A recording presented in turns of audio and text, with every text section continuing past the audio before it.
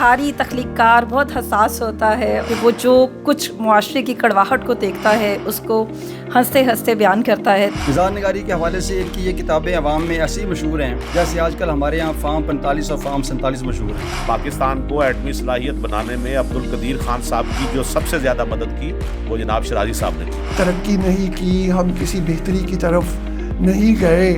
میری کتابوں میں بنیادی طور پہ اس سوال کا جواب آج سے 100 سال بعد بھی کوئی بندہ جان سکتا ہے کہ ہم لوگوں کو کیا ہوا تھا۔ السلام علیکم خواتین و حضرات، میں عائشہ عظیم آپ سب کو قاسم علی شاہ فاؤنڈیشن میں خوش آمدید کہتی ہوں۔ آج کی تقریب کا آغاز اللہ رب العزت کے بابرکت نام سے کرتے ہیں۔ اعوذ باللہ من الشیطان الرجیم، بسم اللہ الرحمن الرحیم، انا اعطیناک الکوثر فصلی لربک وانحر ان شانئک هو الابتر۔ آج کی شام حسین احمد شیرازی کے نام، جی ہاں وہی حسین احمد شیرازی جو اعلیٰ درجے کے نثر نگار، مزاح نگار اور طنز نگار ہیں۔ یہ سنجیدہ بات کو بھی اپنی ظرافت سے دلچسپ اور خوشگوار اور مؤثر بنا دیتے ہیں۔ یہ اپنی کہانی کے ساتھ ساتھ معاشرے اور دور حاضر کی کہانیاں بھی سناتے ہیں۔ انہوں نے بابو نگر، مزاح نگری، دعوت شیراز اور 8واں عجوبہ کے نام سے شاندار کتابیں لکھی ہیں جنہیں بے پناہ پذیرائی ملی۔ حاضرین محفل، حسین احمد شیرازی دھان پان سے ڈل ڈول کے مالک انتہائی نفیس انسان ہیں اور یہ نفاست ان کی تحریر میں بھی نظر آتی ہے۔ حسین شیرازی صاحب نے 33 سال بیوروکریسی میں گزارے، اس کے باوجود ان کی شخصیت میں آپ کو عاجزی، انکساری اور محبت ملے گی۔ جب پاکستان کا ایٹمی پروگرام جاری تھا تو اس دوران شیرازی صاحب نے اپنی سیٹ پر رہتے ہوئے ڈاکٹر عبدالقدیر خان صاحب کی بھرپور معاونت کی تھی۔ عطاء الحق قاسمی صاحب، چونکہ ہم ان کے قبیلے سے ہیں تمام کے تمام اور وہ سیڑھیوں کی وجہ سے نہیں آ سکے، تو ان کا ہی لکھا ہوا فلیپ میں پڑھوں گی اور اسی سے تقریب کا آغاز کرنا اپنے لیے اعزاز سمجھوں گی۔ عطاء الحق قاسمی صاحب لکھتے ہیں، مجھے سمجھ نہیں آ رہی کہ میں حسین شیرازی کے بارے میں کیا لکھوں۔ کاش آپ نے ان کی خوش رنگ تحریریں پڑھنے کے علاوہ ان سے ملنے کی خوشگوار نعمت بھی حاصل کی ہوتی، مگر میں یہاں صرف ان کی نئی کتاب کے بارے میں چند سطریں لکھ رہا ہوں جو ان کی مایہ ناز تصنیف بابو نگر کے بعد اس وقت آپ کے ہاتھوں میں ہے۔ جب میں نے یہ کتاب پڑھنے کا ارادہ کیا تو میرے ذہن میں یہ تعصب تھا کہ بابو نگر سے آگے کی چیز اب وہ کہاں لکھ پائیں گے، مگر جب میں نے مطالعہ شروع کیا تو مجھے محسوس ہوا کہ نقش دیوم نقش اول سے 2 قدم آگے ہے۔ حسین شیرازی کی تحریر آپ کو کہا بھی دیتی ہے مگر کم، البتہ چہرے کی مسکراہٹ اور سوچ کی لہروں میں کمی نہیں آنے دیتی۔ وہ محفل میں بہت کم گفتگو کرتے ہیں مگر انہیں پڑھتے ہوئے لگتا ہے کہ وہ لکھ نہیں رہے، اعلیٰ ذوق کے حامل بے تکلفانہ دوستوں کی محفل میں بیٹھے اپنی باتیں سنا رہے ہیں، اور ہم ہیں کہ سنتے جائیں اور یہ طوطیے خوش بیاں بولتا جائے۔ میں کون ہوتا ہوں کہ حسین شیرازی کی اس اعلیٰ درجے کی خوش بیانی پر انہیں داد دوں۔ میں دعا ہی کر سکتا ہوں کہ وہ ہم کم نصیبوں کے نصیب میں اپنی تحریریں دان کرتے رہیں۔ حسین شیرازی ایسے شگفتہ نگار ادیب اگر ہمارے درمیان نہ ہوتے تو ہمیں یہ زندگی کتنی کٹھن محسوس ہوتی۔ شیرازی صاحب، ہم آپ کو خوش آمدید کہتے ہیں، بھرپور تالیاں آپ کی طرف سے۔ ہمارے آج کے معزز مہمانان گرامی سب کے سب بہت اچھے مزاح نگار ہیں، اپنی اپنی فیلڈ کے بہت ہی بڑے نام ہیں۔ آپ کو جو جملہ پسند آئے اس پر ضرور داد دیجئے، تالیاں بجا کے بتائیے کہ آپ انجوائے کر رہے ہیں اور آج کی محفل سے آپ لطف اٹھا رہے ہیں۔ ہم اپنے تقریب کا باقاعدہ آغاز کرتے ہیں اور مہمان مقررین کی طرف بڑھتی ہوں۔ ہمارے پہلے مہمان آج کے پنجاب پولیس کے محکمے سے وابستہ ہیں، اپنے فرائض خوش اسلوبی سے سر انجام دے رہے ہیں، مزاح لکھتے ہیں اور نہایت سنجیدگی سے لکھتے ہیں۔ آپ کی پرزور تالیوں میں ناصر ملک صاحب۔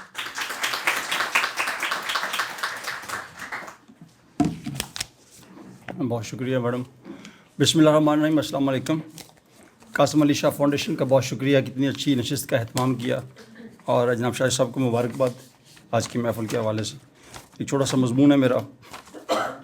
جناب حسین احمد شیرازی صاحب سے میرا کوئی بہت پرانا تعلق نہیں ہے، اس حوالے سے دونوں طرف بدقسمتی رہی، لیکن جب سے یہ جتنا بھی تعلق ہے اس میں بڑی عقیدت اور احترام شامل ہے۔ شیرازی صاحب سے تعلق ہو اور بندہ ان کی شخصیت کے اعلیٰ اوصاف اور آداب سے بچ نکلے، یہ ممکن نہیں ہے۔ شیرازی صاحب اتنے مہذب، باذوق اور ایسے وزادار انسان ہیں کہ آج کل ایسی مثال ملنا مشکل ہے۔ ان کے حلقہ دوستی میں شامل احباب جانتے ہیں کہ یہ کس قدر محبتی اور ملنسار بندے ہیں، لیکن مجھے حیرت ہوتی ہے کہ تہذیب، وزاداری اور مروت کے حوالے سے شرائی صاحب بعض اوقات تو مجھے بھی پیچھے چھوڑ جاتے ہیں. ان کی مثال میں یوں دوں گا کہ دوست احباب کو صبح صبح واٹس ایپ پر پھول تو میں بھی بھیجتا ہوں، اور مجھے یاد نہیں پڑتا کہ پچھلے 8-10 سالوں میں کسی ایک دن بھی میری اس گلپاشی میں ناغہ آیا ہو. یعنی گرمی، سردی، بارش، آندھی، طوفان، چاہے کچھ ہو جائے لیکن میرا یہ جذبہ مان نہیں پڑتا. خدا نخواستہ کوئی قیامت بھی آ جائے تو میرے پھول ہر روز ایک مقررہ وقت پر میرے احباب تک ہر صورت پہنچنے ہوتے ہیں. اور مجھے یہ بھی علم ہے کہ میری اس خوبی کی وجہ سے کئی بے ذوق لوگوں نے مجھے بلاک بھی کر رکھا ہے، لیکن مجھے اس سے فرق نہیں پڑتا. یقین جانیے میری اب بھی کوشش ہوتی ہے کہ مجھے بلاک کرنے والے میرے ان کم زر دوستوں تک میری طرف سے پھولوں کی کوئی ایک آدھ ٹوکری تو روز ان تک پہنچتی رہے، بلا واسطہ نہ صحیح، بالواسطہ ہی صحیح. یعنی ترک تعلق کے باوجود اس التفات میں کم از کم میری طرف سے کمی نہیں آنی چاہیے. اور میں الحمدللہ اس بات پہ کاربند رہتا ہوں. یہاں یہ ساری بات بتانے کا مقصد یہ ہے کہ میں نے گلپاشی کا یہ جذبہ جناب شاہد صاحب سے سیکھا ہے، اور مجھے اعتراف ہے کہ تمام تر کوشش، کمٹمنٹ اور جذبے کے باوجود اس حوالے سے میں اب تک شاہد صاحب کی خاک کو بھی نہیں پہنچ سکا. وہ اس میدان میں مجھ سے بہت آگے ہیں. ان کے بھیجے گئے پھول ان کی شخصیت کی طرح بالکل منفرد اور ممتاز ہوتے ہیں. ایسی تراش خراش، ایسی تر و تازگی، لگتا ہے کہ بھیجنے والا پتوں کی نرسیوں کے کہیں آس پاس رہتا ہے. چنانچہ روز ان کے بھیجے گئے تر و تازہ اور مہکتے چہکتے پھولوں سے میرا موبائل فون باغ باغ ہو جاتا ہے، اور میں اپنی کم مائیگی کی بنا پر شرمندہ ہو کر تھوڑی سی تحریف کے ساتھ استاد غالب کا یہ شعر پڑھتا رہتا ہوں. گلپاشی کے ہاتھ سے ہے سر وبال دوش، صحرا میں اے خدا کوئی دیوار بھی نہیں. خواتین حضرات، جناب حسین احمد شاہی صاحب کی شخصیت کے کئی پہلو ہیں جن پر گھنٹوں بات ہو سکتی ہے. یہ شاندار ظرافت اور خوبصورت حصے مزاح رکھتے ہیں. مجھے ان کی ظرافت کے ساتھ ساتھ جس چیز نے زیادہ متاثر کیا ہے وہ ان کی لاجواب نفاست ہے. یہ بلا شبہ حیران کن نفاست کے مالک ہیں. ان کی اس اعلیٰ نفاست کے پیش نظر ہم ان کا شمار ان لوگوں میں کر سکتے ہیں جن کے بارے میں کہا جاتا ہے کہ اگر انہیں کہیں سے آب حیات بھی میسر ہو تو یہ اسے ابال کر پینا پسند کرتے ہیں. حفظان صحت کے اصولوں کی روح کو سمجھنا ہو تو ان کے پاس بیٹھنا چاہیے. جو احتیاطیں ہمارے ہاں لوگوں نے کرونا وائرس کے بدترین دنوں میں اختیار کی تھیں، قبلہ شاہی صاحب ان احتیاطوں پر بچپن سے عمل کر رہے ہیں. ان کی احتیاط کی انتہا کا عالم یہ تھا کہ ایک عرصہ ہم دیکھتے رہے کہ جب بھی انہیں کسی معزز انسان سے ملنا ہوتا تو یہ فوراً ماسک پہن لیتے. خود مجھے بھی اس عزت افزائی کا سامنا کئی دفعہ کرنا پڑا. شاہی صاحب بہت اچھے میزبان ہیں لیکن اس سے بھی اچھے مہمان ہیں. مجھے 2-3 دفعہ ذاتی طور پر ان کی میزبانی کا شرف ملا ہے. یقین کریں ایسے شاندار مہمان ہیں کہ دل کرتا ہے انہیں روزانہ دعوت دی جائے. آپ خود دیکھیے، جس مہمان نے آپ کے دسترخوان سے صرف ایک گلاس پانی پینا ہو اور کوئی ایک آدھ لقمہ کھانا کھانا ہو، اسے روز بلانے کو دل کیوں نہ کرے. دسترخوان پر ان کی مرغوب غذا پانی ہی ہوتا ہے. میں ذاتی تجربے کی بنا پر کہہ رہا ہوں کہ ان کے ملنے والوں میں سے کسی کے پاس اگر 5-7 گلاس صاف پانی موجود ہو تو وہ قبلہ شاہی صاحب کے لیے کچھ 6-7 مرتبہ پرتکلف دعوت کر سکتا ہے. شاہی صاحب اپنی انہی اصولوں اور احتیاطوں کی بنا پر ہمیشہ فٹ فاٹ اور چاق و چوبند رہتے ہیں. یہ اپنی موومنٹ اور فٹنس کے حوالے سے ہمیشہ جوان لگتے ہیں، لیکن ہمیں مسئلہ اس وقت پیش آتا ہے جب یہ فیس بک پر اپنی ایک تصویر لگاتے ہیں اور نیچے کیپشن لکھا ہوتا ہے 1970 سول سروسز اکیڈمی لاہور. حاضر محترم، مزاح نگاری کے میدان میں جناب شاہد صاحب اپنی دھاک بہت مؤثر طریقے سے بٹھا چکی ہیں. ان کی کتاب بابو نگر ہمارے مزاحیہ ادب میں شاہکار کے طور پر سامنے آئی ہے اور پھر ایک سلسلہ چل نکلا. اس حوالے سے ان کی شاندار کتابیں دعوت شراز، 8واں جوبہ، جو بلا شبہ مزاحیہ ادب میں کلاسک درجہ رکھتی ہیں. مزاح نگاری کے حوالے سے ان کی یہ کتابیں عوام میں ایسی مشہور ہیں جیسے آج کل ہمارے ہاں فارم 45 اور فارم 47 مشہور ہیں. یعنی ان کے بارے میں ہر بندہ جانتا ہے. لاجواب ادیب ہونے کے ساتھ ساتھ قبلہ شاہی صاحب ہر دل عزیز شخصیت کے مالک ہیں.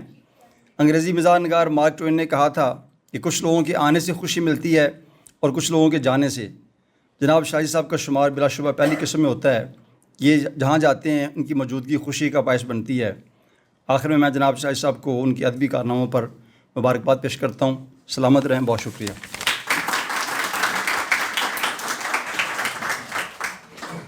شرازی صاحب کا جو ایک مضمون میرے سامنے آیا وہ ہے عقد ثانی، مرگ ناگہانی.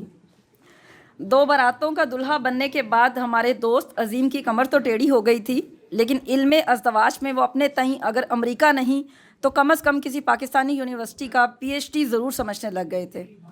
ان کے خیال میں وہ فہم و فراست کی ریاست کے راجا تھے، لیکن دوستوں کی رائے میں یہ ریاست جغرافیائی طور پر کسی حماقت کی سلطنت کی حدود میں واقع تھی۔ ایک دن کوئی گا رہا تھا، تم چاہے کنوارے مرنا پر 2 بیاہ مت کرنا۔ عظیم صاحب یہ سن کر جلال میں آ گئے اور بولے کہ یہ گیت لغو اور بے معنی ہے، کیونکہ دوسرا بیاہ تو کرتا ہی وہ ہے جو پہلے ہی شادی شدہ ہو۔ اب ایسا شخص کنوارا کیسے مر سکتا ہے؟ عظیم صاحب کا فلسفہ ہے کہ دوسرا بیاہ ایک تلخ تجربے پر اس اچھی امید کی فتح ہے جو کبھی پوری نہیں ہوتی۔ ان کے مطابق یہ تو ایسا ہی ہے جیسے دریا کی طغیانی سے بچنے کے لیے آدمی جس چیز کو درخت سمجھ کر پکڑے، وہ مگرمچھ ہو یا بادہ رنگین کے نشے سے پیدا ہونے والے سر درد کے لیے مزید شراب پی لے۔ اپنا دکھڑا سناتے ہوئے کہتے ہیں کہ میری پہلی بیوی بہت تو تکار کرتی تھی، کیونکہ عورت کی سرشت ہی جھگڑالو ہے۔ میں نے دوسری شادی اس توقع پر کی تھی کہ یہ دونوں لڑاکا پارٹیاں باہم فساد میں مبتلا رہیں گی۔ میرا ہومیوپیتھک طریقہ علاج پر بھی یقین ہے، جس کی بنیاد لوہے کو لوہا کاٹنا ہے۔ شو میں یہ قسمت کہ یہ دونوں جراثیم ایک دوسرے کو تلف کرنے کے بجائے مجھ پر ہی حملہ آور ہوتے ہیں۔ ہمارا دوست شوکت بٹ کہتا ہے کہ ایک عورت کی وفاداری مرد سے انتقام لینے کا بدترین ظالمانہ طریقہ ہے، اور اس فلسفیانہ نقطے میں زور ایک پر ہے۔ یہ مضمون ذرا طویل ہے، اس لیے میں اس کو یہیں پہ چھوڑ رہی ہوں۔ ہمارے اگلے مہمان مقرر کی طرف بڑھتی ہوں۔ شاہد ظہیر سید صاحب ایڈوکیٹ ہیں، مزاح نگار ہیں، خوش مزاج اور خوش گفتار انسان ہیں۔ ان کی کتاب کی تقریب پذیرائی بھی اسی ہال میں منعقد ہوئی تھی، آپ کی پرزور تالیوں میں شاہد ظہیر سید صاحب۔ بسم اللہ الرحمن الرحیم۔ میرے مضمون کے 2 حصے ہیں۔ پہلے والے حصے سے جناب حسین شرازی صاحب کا کوئی تعلق نہیں ہے، جبکہ دوسرے والے حصے سے میرا کوئی تعلق نہیں ہے۔ آپ سب سامعینوں، حاضرینوں، ناظرین کا ہر 2 سے کوئی تعلق نہیں ہے۔ اگر آپ بنانا چاہیں تو آپ آزاد ہیں۔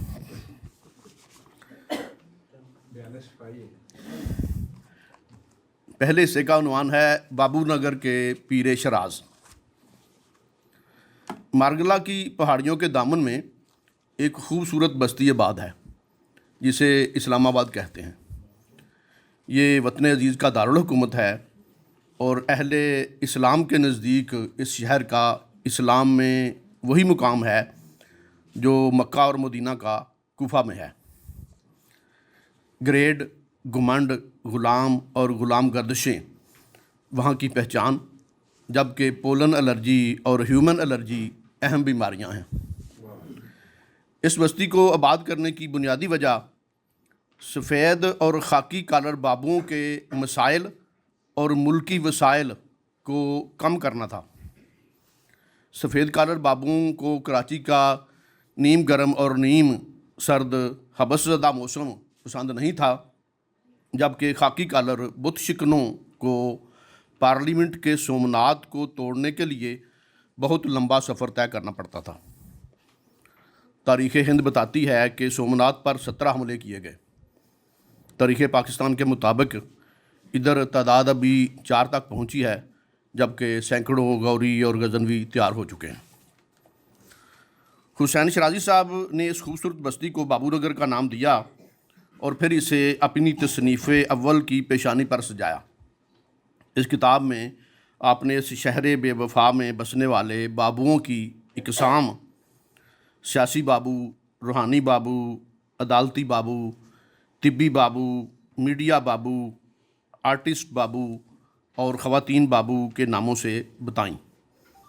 پھر ان کی خصوصیات، ان میں پائی جانے والی بیماریاں اور ان سے عوام میں منتقل ہونے والی بیماریاں بیان کی۔ آپ فرماتے ہیں کہ ملک کی قیادت در حقیقت ان بابوؤں کے ہاتھوں میں ہوتی ہے جو ملک کے ذہین ترین لوگوں میں سے مقابلے کے امتحان کے ذریعے منتخب ہو کر آتے ہیں۔ ہمارا مشاہدہ بھی یہی ہے کہ یہ لوگ دکھنے میں نفیس، بولنے میں مہین، چلنے میں متین اور پڑھنے میں فتین ہوتے ہیں۔ یہ اونچی آواز میں بولتے ہیں، گرجتے ہیں، نہ برستے ہیں، کم کھاتے، کم سوتے اور کم بولتے ہیں۔ انہیں سول سرونٹ کہا جاتا ہے، جس کا اردو ترجمہ عوامی خادم بنتا ہے، لیکن یہ صرف خادم اعلیٰ ہی کے خدام بننا پسند کرتے ہیں۔ خود کو تابع فرمان کہتے اور لکھتے ہیں اور تمام حکمرانوں کی توقعات پر پورا اترنے کی کوشش کرتے ہیں۔ حکمران بھی کچھ عرصہ بعد انہیں لباس کی طرح زیب تن کر لیتے ہیں اور تابع فرمان سمجھنا شروع کر دیتے ہیں۔ کچھ اپنی محنت سے ان کی آنکھوں کے تارے بن جاتے ہیں اور پھر باقی اعضاء، ہاتھ، پاؤں، ناک، کان سب پر قابض ہو جاتے ہیں۔ ہر بابو نے ملک سے وفاداری کا حلف اٹھایا ہوتا ہے، اس لیے وہ حلف اٹھانے سے لے کر حکومت کا جنازہ اٹھنے تک حکمرانوں کا ساتھ دیتا ہے۔ جنازہ اٹھنے کے بعد حکمران گلہ کرتے دکھائی دیتے ہیں کہ اسٹیبلشمنٹ ان کے خلاف ہو گئی تھی۔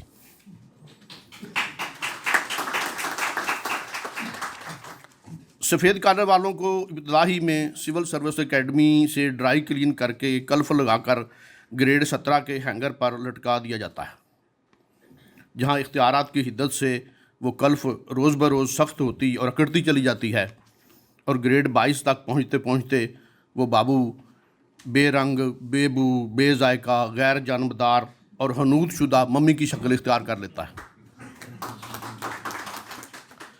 جسے ایک خوبصورت شوکیس میں سجا کر عوام کی پہنچ سے بہت دور پہنچا دیا جاتا ہے۔ عوام مارے خوف کے جس کے قریب نہیں پھٹکتے، ماں سوائے اس کھلی کچہری کے جہاں بڑے بابو دیدار عام کا اہتمام کرتے ہیں۔ جن خوش نصیبوں کو کسی بابو کے ساتھ چائے پینے کا شرف حاصل ہوا ہو، وہ جانتے ہیں کہ چائے کے ساتھ ایک چھوٹی سی پلیٹ میں بہت ہی چھوٹے 4 بسکٹ رکھے ہوتے ہیں، 2 بابو کے قریب اور 2 مہمان سے دور۔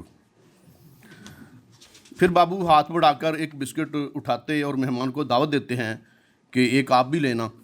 مطلب بڑا واضح ہوتا ہے کہ فقط ایک ہی اٹھانے کی اجازت ہے، بقیہ 2 کا پلیٹ میں پڑے رہنا پروٹوکول کا حصہ سمجھا جاتا ہے۔ ہمارے ہاں یہ تاثر پختہ ہو چکا ہے کہ سرکاری نوکری میں کوئی کام نہیں کرنا پڑتا، مگر وہ لوگ جو سرکاری نوکری کرتے ہیں جانتے ہیں کہ نوکری بچانے کے لیے کس قدر محنت کرنی پڑتی ہے۔ یوں بقول حسین شیرازی نوکری بچاتے بچاتے ان کے سر پر کوئی بال نہیں بچتا اور زندگی کا تیز تر سفر مکمل کر کے یہ بابو ریٹائر ہو جاتے ہیں، جبکہ ملک و قوم وہیں کھڑے رہتے ہیں، گویا حرکت تیز تر ہے اور سفر آہستہ آہستہ۔ ریٹائرمنٹ کے بعد یہ بابو سوائے مزید سرکاری نوکری کے کسی کام کے قابل نہیں ہوتے۔ پھر جن بابوؤں نے کوئی ایکٹ کیا ہوتا ہے انہیں کانٹریکٹ مل جاتا ہے اور وہ پہلے سے بھی اونچی اور مہنگی کرسی پر براجمان ہو جاتے ہیں اور قوا مزمحل ہونے تک ملک و قوم کی خدمت کرتے ہیں۔ یہ بابو اپنے دیس میں پردیسیوں کی طرح رہتے ہیں اور پردیس کو ہی اپنا دیس سمجھتے ہیں۔ یہ دیسی کھانے کھانے، دیسی کپڑے پہننے، کھلا پانی پینے، اونگھنے، جمائی لینے، ڈکار مارنے اور کہا لگا کر ہنسنے کو غیر مہذب خیال کرتے ہیں، اس لیے شادی و مرگ میں ایک ہی کیفیت میں نظر آتے ہیں۔ یہ بہت مصروف لوگ ہوتے ہیں، ان کے روز و شب ایک شیڈیول کے مطابق بسر ہوتے ہیں۔ کسی سے ملنے، بات کرنے یا کسی کی خوشی غمی میں شرکت کے لیے ان لوگوں کے پاس بہت کم وقت ہوتا ہے۔ یہ دن بھر میٹنگ کھیلتے، ڈکٹیشن لیتے، بریفنگ دیتے اور کنسلٹیشن کرتے ہیں۔ شام کو گاف کھیلتے، انگریزی بولتے اور انگلش پیتے ہیں۔ جن لوگوں کو بریفنگ اور کنسلٹیشن کے معنی سمجھ نہ آئیں وہ اسے تنظیم سازی سمجھ سکتے ہیں۔ کچھ کا خیال ہوتا ہے کہ چرچل کے بعد سب سے زیادہ سیاست کا علم انہیں ہی ہے، اس لیے وہ اس سیاسی پارٹی میں چلے جاتے ہیں جس کے وہ محبوب ہوتے ہیں۔ کچھ بارش بن کر پارسا کہلاتے ہیں، کچھ اخبارات میں مفت کالم لکھ کر دانش بانٹتے ہیں، کچھ تصوف میں پناہ ڈھونڈ لیتے ہیں، کچھ اپنی جوان اولاد کے تعاقب میں یورپ، امریکہ اور کینیڈا چلے جاتے ہیں، اور کچھ عوام پر اپنے علم کی دھاک بٹھانے کے لیے کتابیں لکھ مارتے ہیں۔ یہ کتابیں 60 سے 70 برس کی عمر کے درمیانی عرصہ میں لکھی جاتی ہیں اور چھپوائی جاتی ہیں اور پھر چھپا کر رکھی جاتی ہیں۔ اگر چھپائی نہ جا سکیں تو خود مصنف منہ چھپاتے پھرتے ہیں۔ ان کتابوں میں وہ تمام کارنامے لکھے ہوتے ہیں جو بوجوہ عوام کی نظروں سے پوشیدہ ہوتے ہیں، جن کی نفی و اس بات میں سر ہلانے والا کوئی شخص موجود نہیں ہوتا۔ اس وقت تک مصنف کی اولاد کا مستقبل محفوظ اور حال خوشحال اور حواس بدحال ہو چکے ہوتے ہیں، اس لیے سنجیدہ لوگ بھی ایسی تحریروں کو سنجیدگی سے نہیں لیتے۔ یہ فقہ ظریفیہ کے امام حاضر جناب عطاء الحق قاسمی صاحب کا فیضان نظر ہے، یا کہ محکمہ کسٹم کی کرامت کہ بابو نگر کے پہاڑوں سے اتر کر ایک ایسے بابو آئے جو فطرت گل رنگ ہی نہیں ادب سے بھی قریب ہو گئے۔ یہ فقط ادیب نہیں ہوئے، ادب کی مشکل ترین صنف مزاح کے شاہ سوار بن گئے، مزاح نگار ہوئے۔ گویا صرف گل رنگ نہیں، پہلے گل، پھر گل بدن، پھر گل بدامہ ہو گئے۔ اب یہ فیصلہ نقادوں نے کرنا ہے کہ انہیں گل نخیز اختر کے دائیں طرف بیٹھنا ہے یا بائیں طرف۔ انہوں نے اردو ادب کو پہلے بابو نگر سے متعارف کرایا، پھر دعوت شیراز کا اہتمام کیا اور پھر 8واں عجوبہ دکھایا۔ جی ہاں، یہ ہم سب کے اپنے حسین احمد شیرازی کی تصانیف ہیں جو کہکہا لگانے کو عامیانہ، جمائی لینے کو شوقیانہ، ہاتھ پر ہاتھ مارنے کو بچگانہ، ڈکار مارنے کو جاہلانہ اور مزاح لکھنے کو مراسیانہ کام نہیں سمجھتے۔ 3 منٹ اور 3 منٹ اچھا، ہم سب نے سن رکھا ہے کہ ذوالفقار علی بھٹو نے پاکستان کا ایٹمی پروگرام شروع کیا تھا۔ ضیاء الحق کے دور میں بھٹو کو لٹکایا اور ایٹم بم بنایا گیا۔ فخر پاکستان، محسن پاکستان جناب ڈاکٹر عبدالقدیر کے اس کے بانی تھے، مگر بہت کم لوگوں کو علم ہے کہ جناب ڈاکٹر قدیر دنیا بھر سے اپنا پیزا وغیرہ تیار کرنے کے لیے جو آلو ٹماٹر پیاز لاتے تھے، وہ ہمارے ایئرپورٹس پر پہنچ کر جناب پیر سید حسین احمد شیرازی آف کسٹم شریف کے دم سے آگے چلتے تھے، اور پھر وہ سامان ڈاکٹر صاحب کے کچن میں پہنچ جاتا تھا، جس کی مدد سے وہاں ایٹمی پیزا تیار ہوتا تھا۔ اسی پیزے کی سبب آج دنیا آدھی ہمارے پیچھے ہے اور باقی کی آدھی ہمارے آگے لگ چکی ہے۔ حسین شیرازی صاحب کی شخصیت کے اس پہلو پر مورخ کچھ لکھے یا نہ لکھے، خود ڈاکٹر قدیر صاحب نے بہت کچھ لکھ دیا ہے جو ایک سند ہے۔ وہ وقار، معصومیت اور نور جو ڈاکٹر قدیر کے چہرے پر نظر آتا تھا، حسین احمد شیرازی کی شخصیت میں بھی نظر آتا ہے۔ جس طرح ڈاکٹر صاحب کی سادگی، بول پن اور متانت کو دیکھ کر نہیں لگتا تھا کہ یہ بندہ اتنا بڑا سائنسدان ہے کہ ایٹم بم جیسی خوفناک شے بنا سکتا ہے۔ اسی طرح جناب شیرازی صاحب کو مل کر نہیں لگتا کہ یہ سب کچھ جو بابو نگر، دعوت شیراز اور 8واں عجوبہ میں لکھا ہے، اسی مہین انسان کی چھوڑی ہوئی پھلجھڑیاں ہیں۔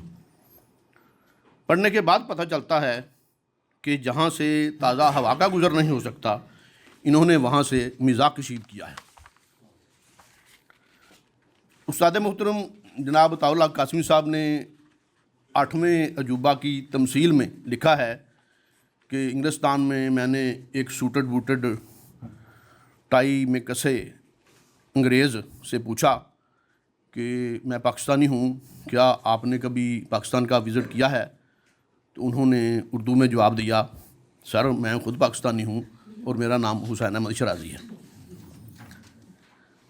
ان سے پہلی مرتبہ ملنے والے کو لگتا ہے کہ یہ اٹھتے بیٹھتے، سوتے جاگتے، چلتے پھرتے، کھاتے صرف انگریزی میں ہوں گے۔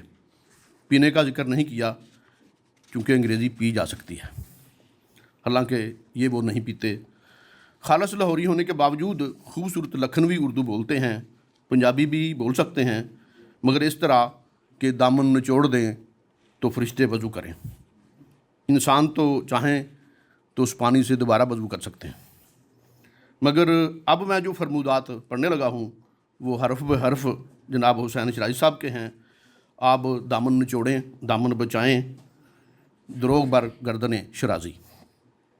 नंबर 1, डरने और शर्माने वाले लोग अमली ज़िंदगी में तसव्वुरात में उतने ही गुनाह करते हैं जितने के गुनाहगार लोग, लेकिन वो उनसे महजूज नहीं होते।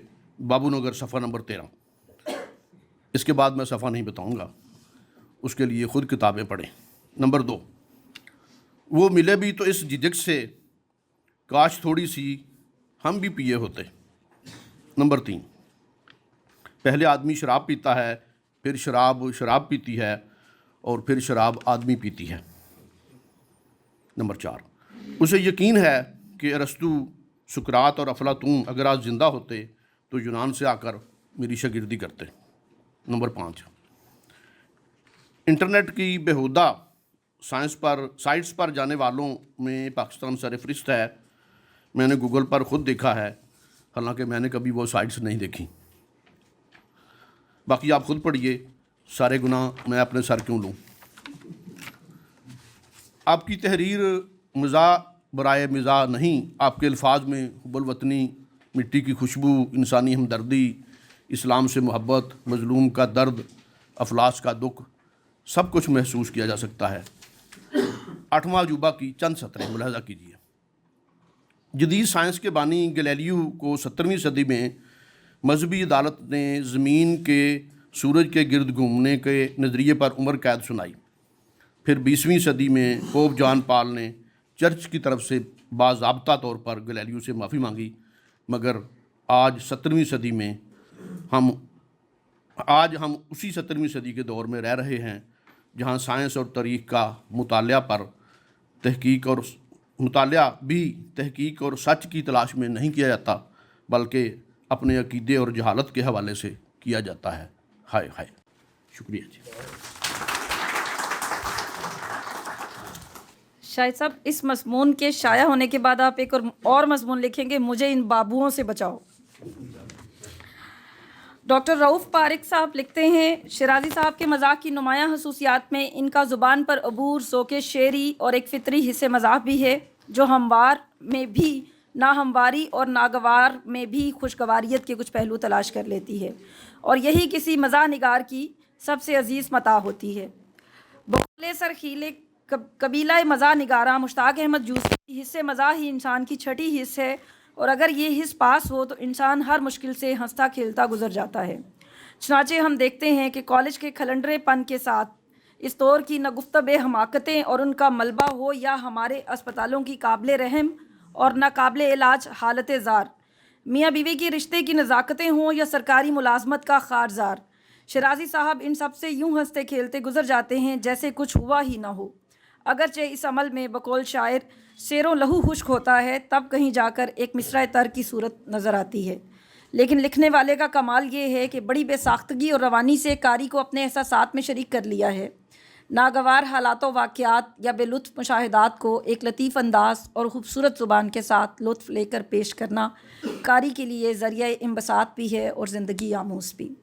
मेरे अगले मेहमान मुकर्रर मुहक्किक हैं, कॉलम निगार हैं, प्रोफ़ेसर हैं, उस्ताद हैं, मज़ाह निगार हैं। आपकी पुरज़ोर तालियों में प्रोफ़ेसर डॉक्टर इशफ़ाक़ अहमद विर्क।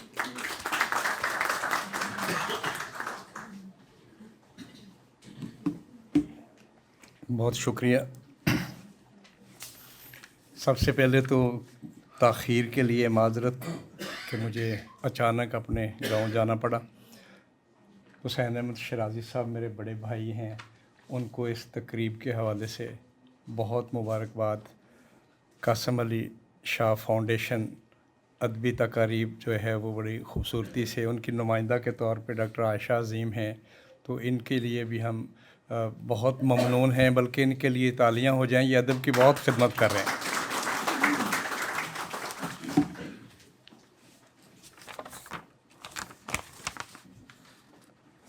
हाल में जो एक खामोशी और संजीदगी की एक फ़िज़ा छाई हुई है, वो मेरा ख़्याल एक मज़ाह निगार की तकरीब में तो नहीं होनी चाहिए, ज़रा थोड़ी सी तवज्जो के। हुसैन अहमद शिराज़ी की शख्सियत लाहौर जैसे मुनफरद शहर से बाकायदा मुतल्लक़ हुए मुझे 3 दहाइयों से ज़ायद का अरसा बीत चुका है।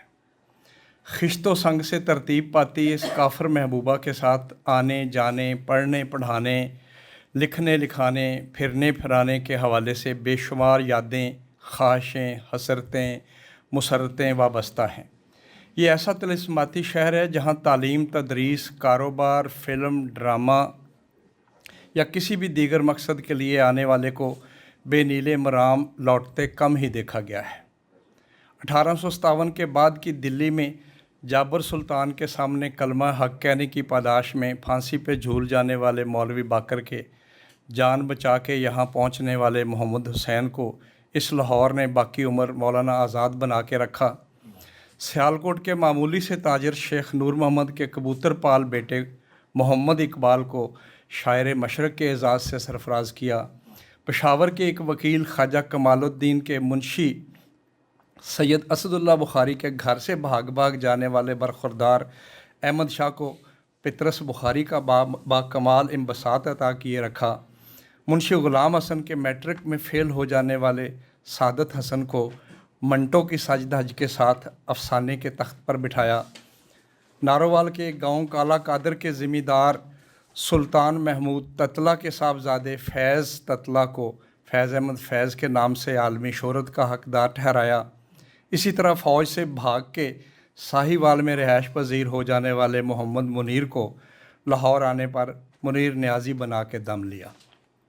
अदबी शख्सियात को फुल झड़ियों वाली रोशनी अता करने वाले जाफ़र बलोच ने इसी तनाज़र में कहा था कि निकले साहिवाल से और जा पहुँचे लाहौर, उसके बाद एक लंबी चुप और तेज़ हवा का शोर।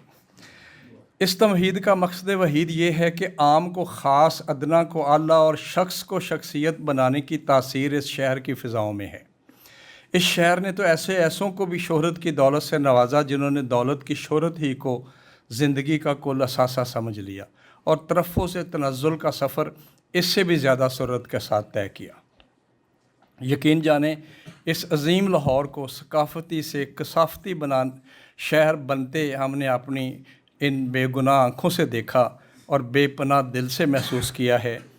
1-2 साल कबल इस शहर की बदलती सूरत हाल को हमने एक कते में इकबाल के शेर में रद्दोबदल के साथ समझाने की कोशिश की थी कि कभी इकबाल का मौक़िफ़ बहुत मज़बूत होता था, ज़रा नम हो तो ये मट्टी बड़ी ज़रख़ेज़ है साकी, मगर लाहौर की आलूदगी अब हमसे कहती है ज़रा कम हो तो ये मट्टी बड़ी ज़रख़ेज़ है साकी। यकीन जाने इस शहर को आलूदा करने में बसों के शोर, ट्रकों के ज़ोर, रिक्शों की हुल्लड़बाजी, मोटरसाइकिलों की साइलेंसरशिप, हवा के गर्दो गुबार और चिमनियों के धुएँ ने उतना आलूदा नहीं किया जितना कमज़र्फ़ लोगों के रवैयों और बेबसर अफराद की अंधी दौड़ ने किया है। कुछ अर्सा कबल जब मैंने एक बैनुल-अक़वामी यूनिवर्सिटी को ज्वाइन किया तो ये देख के हैरान हुआ कि वहाँ दाखिल होने वाले तलबा व तालबात को यूनिवर्सिटी 100 का एक कोर्स पढ़ाया जाता है, जिसमें मुल्क भर से नए आने वाले भांत भांत के नौजवानों को यूनिवर्सिटी में रहने, सहने, उठने बैठने के आदाब, कोर्स और उस्ताद का इंतखाब करने का गुर, कोर्सेज़ के ऐड एंड ड्रॉप का वक्त और सलीका, मेजर माइनर के रोड मैप का करीना, जुर्माने से बचने और फ़ीस की बर वक्त अदाई की अदाएँ सिखाई, समझाई और बताई जाती। तब से मेरे दिल में ये ख़्याल मचल रहा है कि इस अजीम शहर लाहौर में भी किसी भी मकसद से दाखिल होने वालों के लिए भी लाहौरियात नाम की एक जामिया ज़रूर होनी चाहिए, जिसमें हर किस्म की ज़रूरत के मुताबिक यहाँ रहने, सहने और कहने का हुनर सिखाया जाए कि इस शहर में कैसे, कहाँ, कितना और क्यों रहना है, किस चीज़ तक रसाई किस तरह से मुमकिन है, किस तरह के लोगों और आदात से कैसे बचना है। गर्ज ये कि यहाँ खाने पीने, मिलने जुलने, तफरी व तहफ़्फ़ुज़, ख़रीदो फ़रोख्त, सफाई सुथराई, पैदल, साइकिल, स्कूटर, कार चलाने के आदाब क्या होने चाहिए। कोर्सेज़ के दौरान वहाँ इस बात का तयन किया जाए कि किन लोगों का यहाँ से फ़ौरी अखराज करके उन्हें कहाँ कहाँ भेजना है। सबसे बढ़कर ये कि इस शहर से मोहब्बत का हक़ किस किस तरह अदा होना चाहिए, इस जामिया का चांसलर हमारे ख़्याल में जनाब हुसैन अहमद शराज़ी जैसी नस्तालीक शख्सियत को होना चाहिए। जनाब हुसैन अहमद शराज़ी जो हमारे मुल्क की बेपनाह किस्म की ब्यूरोक्रेसी से साल साल मुतल्लिक़ रहे हैं, लेकिन इनको देख के, इनसे मिल के लगता है महकमे ने इन्हें ग्रेजुएटी के तौर पे इज्ज़, इंकसार, इसार बर्दाश्त की दौलत से माला माल किया है। इनकी शख्सियत का ख़मीर ज़राफ़त और शराफत के औसाफ में गूंदा गया है। मुझे तो लगता है कि नातक लखनवी ने शिराज़ी साहब जैसे दीदा व बीनाओं के लिए ही कहा था, कह रहा है शोरे दरिया से समंदर का सकूत, जिसका जितना ज़र्फ़ है उतना ही वो खामोश है। शिराज़ी साहब की पहली खूबी जिससे मेरा वास्ता पड़ा वो है बिला वास्ता और बग़ैर किसी सिले की परवाह किए दूसरों की मदद, खिदमत, अपनों से मोहब्बत किए और निभाए चले जाना। ज़िंदगी की गूनागूनी में इन्हें रोज़ाना कई तरह के लोगों से निमटना होता है। कभी कोई वाकफ़कार इनसे मदद मांग रहा है तो कोई मुलाज़िम इनके मौक़िफ़ को समझने से आ रही है, कहीं वकालत का धंधा है तो कहीं अदबी मसरूफियात, कहीं टीवी टॉक शो है तो कहीं कोई ज़मीनी या हवाई सफ़र दरपेश है। इधर शिराज़ी साहब हैं कि हर काम, हर मामले को उसके वक्त और मेरिट के मुताबिक हल करने में पेश हैं। यूँ महसूस होता है कि इन्होंने ख्वाजा मीर दर्द के इस शेर को ज़्यादा ही दिल पर ले लिया है कि दर्द दिल के वास्ते पैदा किया इंसान को, वरना ताद के लिए कुछ कम न थे करूबियाँ। आखिरी पैराग्राफ, इन जुमला मसरूफियात के बावजूद अदब और बिलखसूस मज़ाह और इस्लाह इनकी पहली और सबसे बड़ी तरजीह है। मज़मून से सफ़रनामे तक सब असनाफ में इनका कलम शुस्तगी और शगुफ्तगी के साथ रवां है। मज़ाह में भी इनका निशाना कोई ना कोई सियासी समाजी बुअलजबी ही होती है। पाकिस्तान और अहले पाकिस्तान इनके दिल में बसते हैं। लाहौर आके मुझे दो ही तरह के अहले कलम से वास्ता पड़ा, एक गोशा नशीन, दूसरे खोशा चीन। पहले नंबर वाले अपने काम पे तवज्जो देते हैं और दूसरे नाम पे, पहले मेयार पे दूसरे मिकदार पे, पहले ख़ुददारी पे दूसरे खुद नुमाई पे, पहले हैं पे दूसरे मैं पे। हुसैन अहमद शिराज़ी का शुमार बिलाशुबा पहले नंबर के अदीबों और दानिशमंदों में होता है। अकरम नासर ने इन दोनों तबकों का फ़र्क इस शेर में नहायत खूबसूरती से बयान कर दिया है। एक हम हैं कि सिमटे जाते हैं खौफे इल्ज़ाम खुद नुमाई से, लोग पंजों के बल खड़े होकर अपने कद का सबूत देते हैं। बहुत शुक्रिया। बहुत शुक्रिया सर, बेहतरीन ट्रिब्यूट आपने पेश किया। तकरीब अपने अख्ताम की जानिब गामज़न है। ख़वातीनो हज़रात, कहा जाता है स्माइल्स आर कंटेजियस। मुस्कुराहटें बखेरने के लिए मैं अपने अगले मौसस मेहमान को दावत दूंगी। मुल्क के मारूफ कलम निगार, मज़ाह निगार, टैलेंट न्यूज़ में प्रोग्राम डायरेक्टर हैं, आपकी पुरज़ोर तालियों में गुल नोहेज़ अख्तर साहब। बिस्मिल्लाहिर्रहमानिर्रहीम। इतना सन्नाटा मैंने कभी कुछ खानी में नहीं देखा, इतनी खामोशी। तकरीब है मिज़ाह निगार की और इस वक्त मिज़ाह निगार मौजूद भी हैं यहाँ पे। दो ऐसी शख्सियात जो स्टेज पे नहीं हैं लेकिन बहुत अच्छे मिज़ाह निगार, कलीम साहब और अली रज़ा अहमद साहब, ये नीचे बैठे हैं। लेकिन शाहिद ज़हीर सैयद साहब मौजूद हैं, नासिर मलिक साहब मौजूद हैं, स्टेज पे मौजूद हैं। तो इतनी खामोशी, तो मैं उस वक्त तक कोई बात नहीं आगे बढ़ाऊँगा। शिराज़ी साहब की मदह मैं उस वक्त करूँगा जब आप पहले हंसेंगे, तो उसके लिए कुछ बातें कर। हंसना बहुत ज़रूरी है। इंसानों और जानवरों में यही फ़र्क है कि इंसान हंसते हैं, जानवर हंसते नहीं। आपने कभी देखा होगा उल्लू हंस रहा हो, हंस रहा है, ठीक है ना। ख़वातीनो हज़रात, मेरा नाम ऐसा है, मैं पुरानी चीज़ें कुछ सुना देता हूँ ताकि आपके चेहरे ज़रा खिल उठें, फिर शिराज़ी साहब पे आते हैं। मेरा नाम ऐसा है गुल नोहेज़ अख्तर, तो वो आईना मिसाल लोग मुझे समझते हैं मैं खातून हूँ। तो मुल्तान मेरी जाए पैदाइश, वहीं पे मेरी तालीम मुकम्मल हुई, लिखना लिखाना वहाँ से शुरू किया। तो मैं जब वहाँ लिखता था अखबारात में तो मेरा नाम आता था, तस्वीर नहीं आती थी। पिंडी के कोई साहब थे, समझे शायद ये खातून है, उन्होंने मुझे एक ख़त लिखा और ख़त में उन्होंने मुझे एक जुमला लिखा, क्या हमारी दोस्ती हो सकती है। मुझे क्या पता वो क्या समझ रहे हैं, लिहाजा मैंने उनको लिखा, मैंने कहा हो सकती है। फिर उनके ख़त आने शुरू हो गए, आपका फ़लाँ कॉलम बहुत अच्छा था, तो मैंने भी लिख देना, बहुत शुक्रिया। अब ना उन्हें पता चल रहा है कि वो मुझे कुछ नहीं समझ आ रही, वो मुझे क्या समझ रहे हैं। तो एक दफ़ा ये हुआ कि 4-5 उनके ख़त आए जिनका जवाब मैं वक्त पे नहीं दे सका। तो उनका एक ख़त आया मुझे जिससे मुझे अंदाज़ा हुआ कि हालात कितने ख़तरनाक हो चुके हैं। उन्होंने उसमें लिखा, तुम नखरे बहुत करती हो। अच्छा, मैंने कहा ये उनके साथ वही हुआ है जो सारों के साथ होता है। मैंने उनको अपनी एक तस्वीर, उस वक्त रमज़ान के दिन थे, हम लड़के दाढ़ी बढ़ा लेते थे, ईद के दिन शेव करते थे, वो मैंने उसी हालत में, इतनी मेरी दाढ़ी बड़ी हुई थी, मैंने अपनी एक تصویر بھیجی, پیچھے نام لکھا, خط میں اور کچھ نہیں لکھا, ایک تصویر پیچھے اپنا نام. تو ان کا مجھے 4-5 دن بعد جو ان کا خط آیا وہ مجھے تا قیامت نہیں بھول سکتا اس میں کیا لکھا ہوا تھا. انہوں نے ایک لائن لکھی ہوئی تھی, صوفی تیرا ککھ نہ روے میں تے ماں نو بھی راضی کر لیا سی. تو اس لیے میں یہ سمجھتا ہوں جی, ہمارے جو مزاح نگار ہیں, ایک وقت ہوتا تھا جب ہم ایک موبائل یوز کرتے تھے 1100 1112 3310, ٹھیک ہے, بدل گیا دور. اب ہمارے پاس موبائل نئے ہیں, اب ہمارے پاس وہ بڑے ٹی وی کی بجائے سکرینیں ہیں, LED سکرینز ہیں. اب ہمارے پاس 4K کا ہم رزلٹ دیکھنا چاہتے ہیں. اب ہمارے پاس نئے ماڈل کی گاڑیاں ہیں, لیکن ہم لکھنا وہی چاہتے ہیں جو ہم نے 50 سال پہلے سنا تھا یا پڑھا تھا. تو مزاح میں بہت تبدیلی آ گئی ہوئی ہے. لوگ وہ چیز جو میں اگر ایک اپنا شوگر فری, مجھے اگر شوگر نہیں ہے تو مجھے چینی کھانے میں کوئی اعتراض نہیں, لیکن میں کیوں دوسروں کو شوگر فری مٹیریل دوں؟ مجھے چاہیے کہ کسی کو میں ہنسانا چاہتا ہوں تو اس کو ہنسی آنی چاہیے. لوگ اگر خوش ہونا چاہتے ہیں تو انہیں خوشی ملنی چاہیے. اس کا تعین ہم نہیں کر سکتے کہ فلاں چیز پڑھ کے کیوں نہیں لوگ ہنس رہے, اس لیے یہ بری بات ہے. لوگوں کو ہنسی آنی چاہیے اور ہمیں اس مزاج سے نکلنا چاہیے. وہ بھی ہونا چاہیے, وہ ایک لٹریری چیز ہے, اس کو ہونا چاہیے, لیکن اس میں بہت ساری تبدیلیاں آ چکی ہیں. شاعری میں, غزل میں کتنی تبدیلیاں آ چکی ہیں. تو اس لحاظ سے میں یہ سمجھتا ہوں کہ ہم لوگوں نے جو مزاح نگار, پھر سنجیدگی چھا گئی, وہ دیکھیں اسی طرح آپ لوگ ہو گئے. اچھا, ایک نئی بات بتا دیتا ہوں.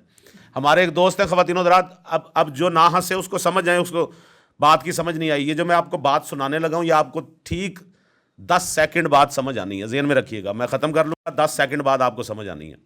یہ دعوے سے میں کہہ رہا ہوں.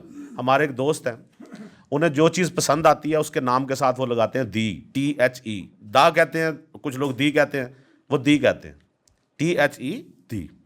اب ان کی پسندیدہ چیزیں کیا ہیں, مطلب کھانوں میں انہیں پسند ہے دی دال ماش, دی پنڈیاں, دی کریلے, دی آلو قیمہ. اور شہر ان کے پسندیدہ ہیں, دی اسلام آباد, دی سکھر, دی پنڈی پٹیاں. اچھا, ان کی جب شادی ہوئی تو سسرال, آپ کو پتہ ہے جو لوگ شادی شدہ ہیں ان سسرال کی طرف سے بڑا پیار ملتا ہے شروع میں, تو انہیں بھی بڑا پیار ملا تو انہوں نے کہنا شروع کر دیا دی سسرال. اے کڑی میں دی سسرال والو آئی ہے, یہ سوٹ مجھے دی سسرال نے دیا ہے. اب ان کی شادی کو ہو چکے ہیں 18 سال. سسرال کے ساتھ دی وہ اب بھی لگاتے ہیں, لیکن اب بعد میں لگاتے ہیں. 10 ہو گئے, ٹھیک ہے. خواتین و حضرات, جو ہمارے مزاح نگار ہیں, جو ہمارے معاشرے میں مسکراہٹیں بکھیرتے ہیں, یہ وہ لوگ ہوتے ہیں جن کی قدر کرنی چاہیے. میں بہت جلد ایک سلسلہ شروع کرنے والا ہوں. مثلا میں یہ سمجھتا ہوں کلیم صاحب بیٹھے ہیں, یہ بہت شاندار مزاح نگار ہے. 2 کتابیں ان کی آ چکی ہیں, اگر میں غلط نہیں کہہ رہا کلیم صاحب, 3 آ چکی ہیں. علی رضا صاحب ہیں جن کے کام پہ MPhil کا مقالہ لکھا جا چکا ہے.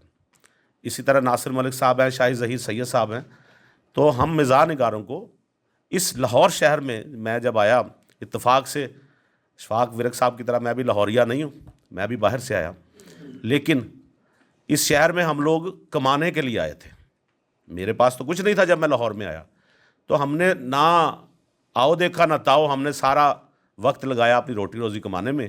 اور جو یہ اللہ کا شکر ہے کہ ہمیں میدان وہ ملا جہاں ہم کچھ اپنی صلاحیتوں کا اظہار کر سکتے تھے, اور وہاں سے ہم نے مسکراہٹیں کشید کرنا سیکھا.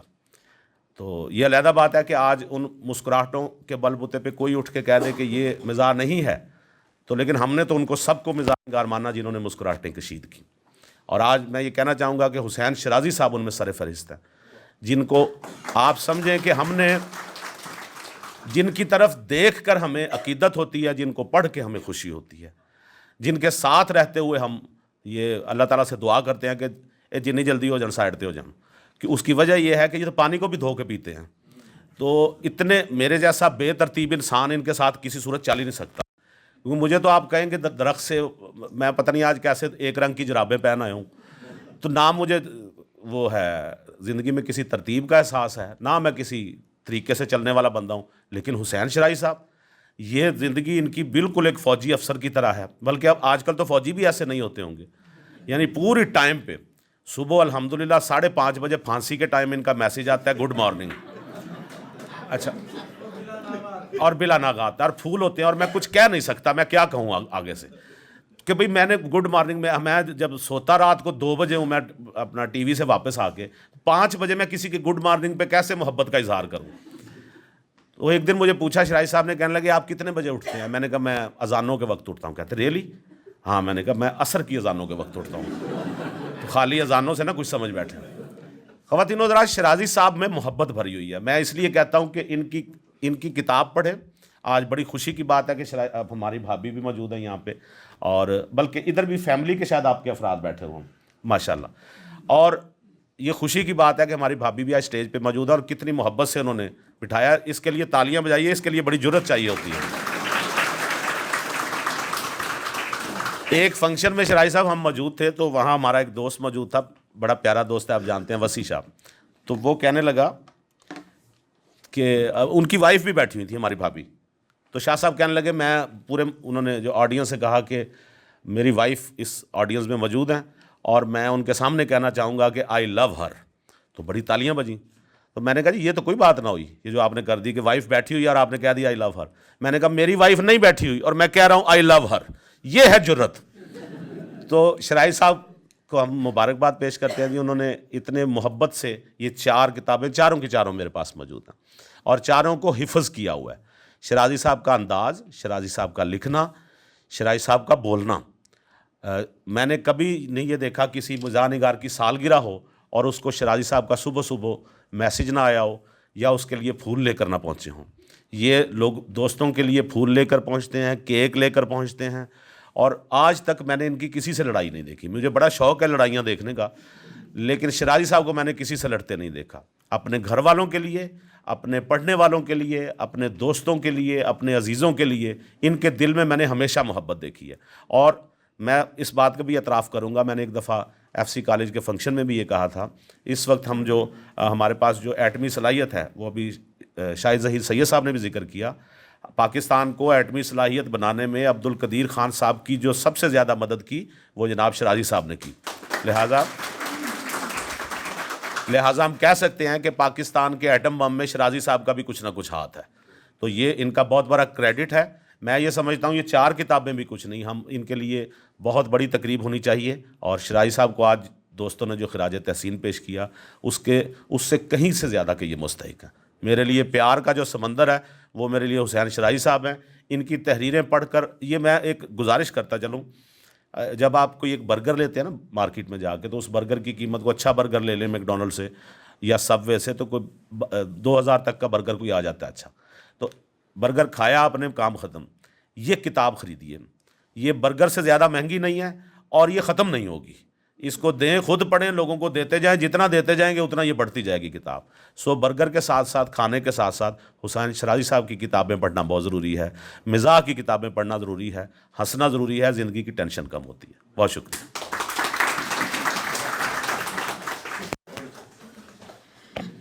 بہت شکریہ سر. ہماری آج کی تقریب کے اگلے مہمان کارٹونسٹ ہیں. شرازی صاحب کی تمام کتابوں کے کارٹونز اندر بھی بنے ہوئے ہیں. یہ سب کے سب انہی کے قلم کا اعجاز ہیں. آپ کی پرزور تالیوں میں جاوید اقبال صاحب.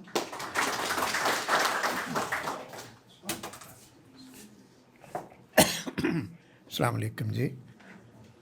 میرے لیے تقریر کرنا سب سے مشکل مرحلہ ہوتا ہے کہ میرا کام تو اصل میں کارٹون بنانا ہے, تو وہ الحمدللہ ان کی ساری کتابوں میں یہ چیزیں محفوظ ہیں. ہنسنا ہنسانا جو ہے یہ میرے خیال کے مطابق عبادت کا درجہ میں دوں گا اس کا, کیونکہ جتنے تفکرات یا پریشانیاں جو ہوتی ہیں تو اس میں اگر آپ تھوڑا سا مسکرا دیں, کچھ لمحوں کے لیے آپ سب کچھ بھول جائیں یا کہہ مار دیں, یا کوئی آپ کو پتہ ہے کہ چہرے ہنسنے سے آپ کے 32 جو مسلز ہیں یہ حرکت میں آتے ہیں, اور پازیٹیوٹی جو ہے یہ فضا میں پھیلتی ہے. تو مجھے الحمدللہ میرا خیال ہے 55 سال ہو گئے ہیں یہ کام کرتے ہوئے بلا ناغہ. تو جو لوگوں کے تو اس میں اب مذاق کا جو جس طرح انہوں نے بتایا تھا کہ مذاق کی جو ہے کتنی چینجز ہوئی ہیں اس میں, جیسے جیسے وقت تبدیل ہوتا ہے لوگوں کی طرز زندگی میں تبدیلیاں آتی ہیں. تو میں اس چیز کا میرا خیال ہے گواہ ہوں کہ میں نے یہ ساری چیزوں کو بڑے قریب سے دیکھا ہے. جو مزاح ہے یہ ایک بڑی ایک شستہ اور ایک ایسی صنف ہے جو اللہ تعالیٰ نے بہت خاص لوگوں کو دی ہوتی ہے. اور وہ جب اپنی کوئی چیز کوئی پڑھتے ہیں یا لکھتے ہیں تو یہ جو ہے یہ ایک فیض عام ہوتا ہے. مشتاق احمد یوسفی صاحب کی جو اب وہ ہم میں نہیں ہیں لیکن ان کے جو فکرے ہیں یا جو پیراگرافس ہیں وہ ابھی بھی یہ کلاسکس، کچھ چیزیں کلاسکس بن جاتی ہیں. تو یہ خیر اس طرح کی بحث جو ہے شرائزی صاحب جو ہیں وقت کے چونکہ بہت پابند ہیں، میں زیادہ وقت نہیں لوں گا. میں صرف اس لحاظ سے میں ضرور کہوں گا کہ مجھے فخر ہے کہ میں ان کے بڑے قریبی دوستوں میں شامل ہوں. اور ناصر ملک صاحب نے، اور جو سب سے آخر میں مقرر ہوتا ہے نا وہ اس کے ساتھ بڑی زیادتی ہوتی ہے. جو اس نے سوچا ہوتا ہے وہ سارے جو بیان کر دیتے ہیں، تو میرے لیے کوئی چیز وہ ریپیٹ ہی ہوتی ہے. تو میں یہ سمجھتا ہوں کہ شیرازی صاحب جو ہیں یہ عجائب گھر میں رکھنے والے ہیں. ان کو ممیفائڈ کر لینا چاہیے یا ان کی کلوننگ کرنی چاہیے. کیوں کہ یہ آپ کے خونی رشتے جو دوسرے انسانی رشتے ہوتے ہیں ان کے یہ سب سے مبرہ، سب سے اوپر ہیں. اور مجھے یہ فخر حاصل ہے کہ ان کی اگر آپ دوست بیمار ہو جائے تو تیمارداری کریں گے. میرا خیال ہے انہوں نے کوئی جو پھول والے ہیں نا اور کیک والے ان کے ساتھ کوئی ان کی شراکت داری ہے، کانٹیکٹ ہے. کیوں کہ یہ میں ایک دو دفعہ بیمار ہوا، ہزار ہے ہر بندہ بیمار ہوتا ہے. شیرازی صاحب نے ہر روز بوکے لے کے آنا. تو میں جب ٹھیک بھی ہو گیا پھر بھی آنا شروع ہو گیا. پھر میں نے ایک دن ہاتھ باندھے، میں کہ شیرازی صاحب آپ پلیز اب یہ نہ کریں. تو یہ اس طرح کے جو دوست ہیں نا یہ آپ کی خوش قسمتی ہوتی ہے کہ ایسے معاشرے میں جو اس طرح کے لوگ ہیں ان سے آپ کی وابستگی ہو جاتی ہے. تو اس وقت حال میں جو بیٹھے ہوئے ہیں میرے بڑے اچھے دوست علی رضا صاحب، ناصر صاحب، یہ سارے میرے دوست ہیں. اور میرا خیال ہے کہ انسان یا تو پیسے کماتا ہے یا پھر دوستی کماتا ہے. تو میں اس لحاظ سے بہت امیر آدمی ہوں. بہت بہت شکریہ. Thank you.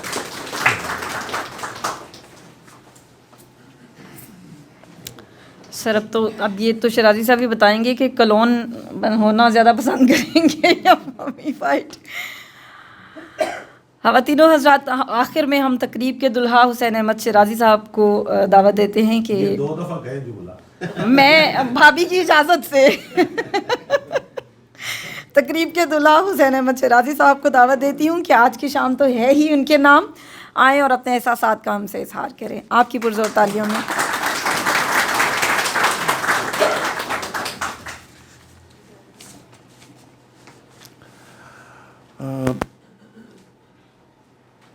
جاوید اقبال صاحب، ڈاکٹر اشفاق برق، گلنو خیز اختر،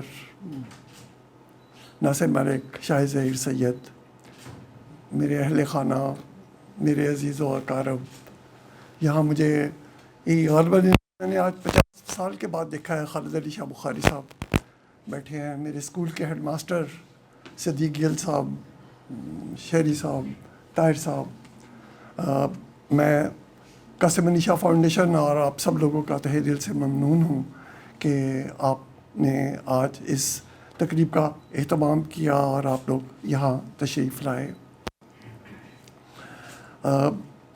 یہ بہت مسکرانے کی بات ہوئی، محفل کی بات ہوئی، تو وہ کسی نے کہا ہے کہ جو تقریب ہے اس میں تالیاں جو ہیں ان کا فائدہ کیا ہے. کہ ایک تو پہلا فائدہ یہ ہے کہ جو مقرر ہے اس کو سانس لینے کا موقع مل جاتا ہے. پھر مقرر کو یہ تسلی بھی ہو جاتی ہے کہ لوگ جو ہیں وہ جاگ رہے ہیں اور سن رہے ہیں. اور تیسرا فائدہ یہ ہے کہ جو سوئے ہوئے لوگ ہیں وہ تالیوں کی آواز سے جاگ جاتے ہیں جو سونے کی کوشش کر رہے ہوتے ہیں وہ اس شور سے ان کی آنکھیں بند نہیں ہوتی. اور سب سے بڑھ کے مشتاق یوسفی صاحب نے اس بارے میں کہا ہے کہ تماشے میں جان تماشائی کی تالی سے پڑتی ہے، مداری کی ڈگڈگی سے نہیں. آگے جو آپ کا جی چاہتا ہے آپ کیجیے.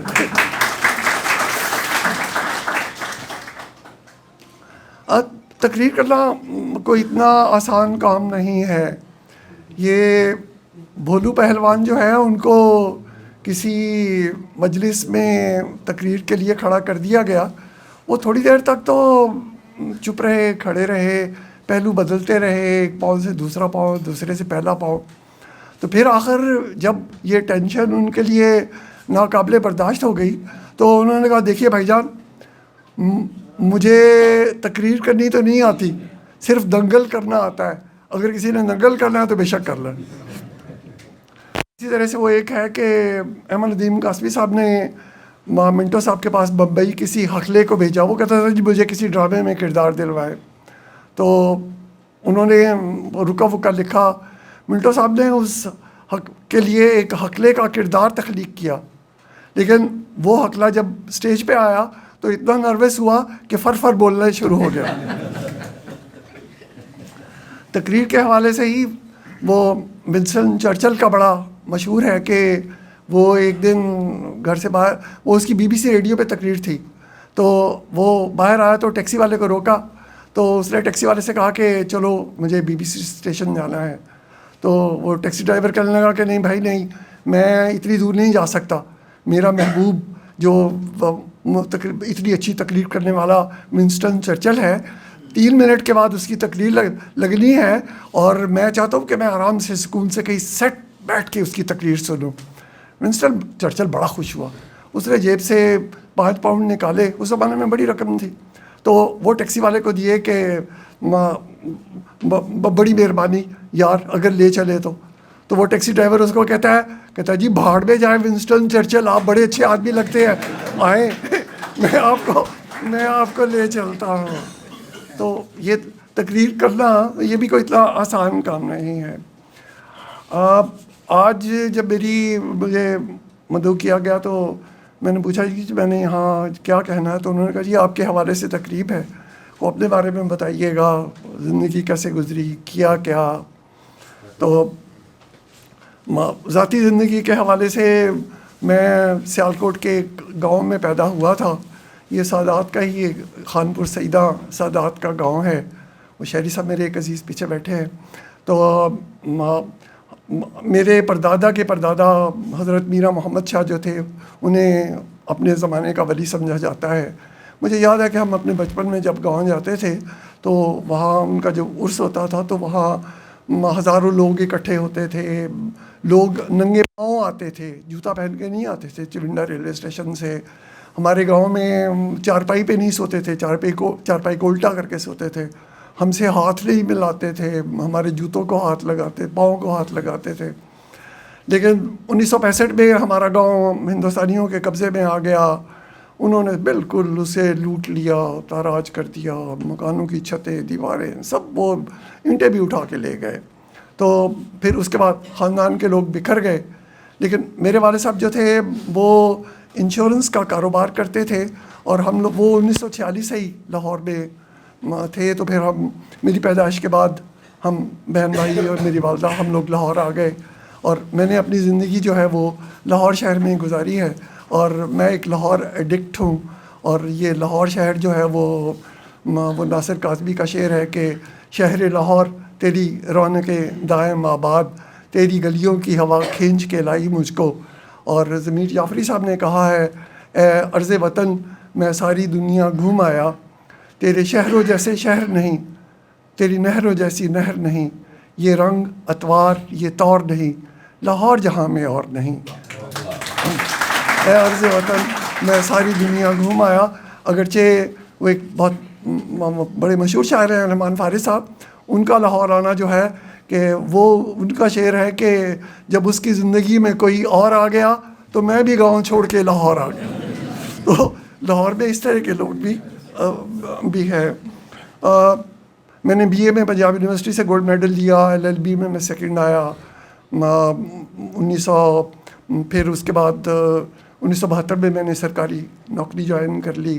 وہ ایک عجیب و غریبی دنیا تھی جس میں سے گزرے. 34 سال سرکار کی نوکری کی. اور لیکن میں 1967 میں 25 سال ملازمت کے بعد نوکری چھوڑنا چاہتا تھا, لیکن میری نصف بہتر جو یہاں بیٹھی ہے ان کا خیال تھا کہ نہیں, نوکری نہیں چھوڑنی چاہیے, آپ کو سرکاری نوکری کرتے رہنا چاہیے. تو چنانچہ کچھ گھر کا پریشر, تو یہ معاملہ چلتا رہا, حتیٰ کہ پھر 2006 میں نے ساملہ سید دے دیے نعرے, میں تھولی مجا چار ہو دیا. میں نے قبل از وقت ریٹائرمنٹ لے لی, لاہور ہائی کورٹ میں انرولمنٹ لے لی, وکالت ایک لا فرم بنا لی, ایک دفتر خرید لیا. تو مجھے بڑے لوگوں نے کہا, اس نے کہا کہ 34 سال سرکار کی نوکری, ڈائریکٹر جنرل FBR کے بعد اب وکالت کر لو گے؟ میں نے کہا بالکل کروں گا انشاءاللہ. تو اب مجھے 18 سال ہو گئے ہیں وکالت کرتے, اور میرے جونیئر معظم صاحب یہاں بیٹھے ہیں. ابھی ہم نے جو آخری کیس پشاور ہائی کورٹ سے جیتا ہے, اس میں میرے موکل نے, ایک سرکاری کارپوریشن ہے وہ, اس نے 38 بلین روپیز کا ریفنڈ کلیم کیا ہے اس فیصلے کی بنیاد پہ. تو شکر الحمدللہ, یہ وکالت بھی ٹھیک ہے. بلکہ اسی کیس میں جو میرا مخالف وکیل تھا وہ التوا لیتا تھا, تو اس کو ہائی کورٹ نے جرمانہ کیا تھا کہ یہ تم مقدمہ جو ہے اس کو اس طرح سے کیسے خراب کرنے کی کوشش کرتے ہو. تو یہاں ادبی کتابوں کی بات ہوئی. میں جب سرکاری ملازمت کرتا تھا تو اس دوران بھی یہ میری 6 کتابیں حکومت پاکستان نے چھاپی تھی. یہ ساری کسٹم ایکسائز اور سیلز ٹیکس اس سے متعلق تھی کہ کس طرح سے یہ جو کسٹمز کے قوانین, سیلز ٹیکس کے قوانین, ایکسائز کے قوانین, ان کو کیسے سہل کیا جا سکتا ہے, ان کو کیسے سمجھا جا سکتا ہے. لیکن اور ان کتابوں پہ مجھے حکومت پاکستان سے 6 سال کی تنخواہ بھی انعام میں ملی تھی اس زمانے میں. بلکہ مجھے یاد ہے کہ میری آخری تنخواہ پہ, آخری کتاب جو تھی سیلز ٹیکس کی, اس پہ مجھے کوئی 3.25 لاکھ روپے انعام ملا. تو احمد فراز صاحب میرے دفتر آ کے بیٹھے تھے, تو انہوں نے, لوگ آ کے کہہ رہے تھے یہ مبارک ہو مبارک ہو. تو وہ فراز صاحب نے کہا شاہ صاحب یہ کس بات کی مبارک لے رہے ہیں؟ تو میں نے کہا جی وہ میری ایک کتاب پہ وہ انعام ملا ہے. تو کہتے کتنا انعام ملا؟ اور میں کہا جی بس 3.25 لاکھ روپیہ. تو انہوں نے ماتھے پہ ہاتھ مار کے کہنے کاش میری بھی کسی ایک کتاب جو میں نے پیسے لبے ہوں گے. تو سرکاری ملازمت یہاں کہا گیا کہ جی کرتے کرتے ان کے بال اڑ جاتے ہیں.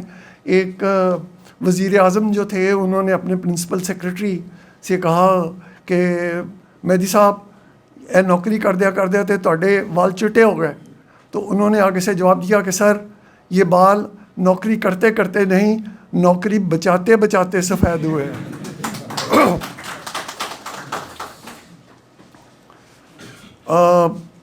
میرا خاندان, میری بیگم یہاں موجود ہیں, میرے 4 بچے ہیں, اور بلکہ 4 نہیں بلکہ 5 ہے, کیونکہ میری بہو بھی میری بیٹی ہے. تو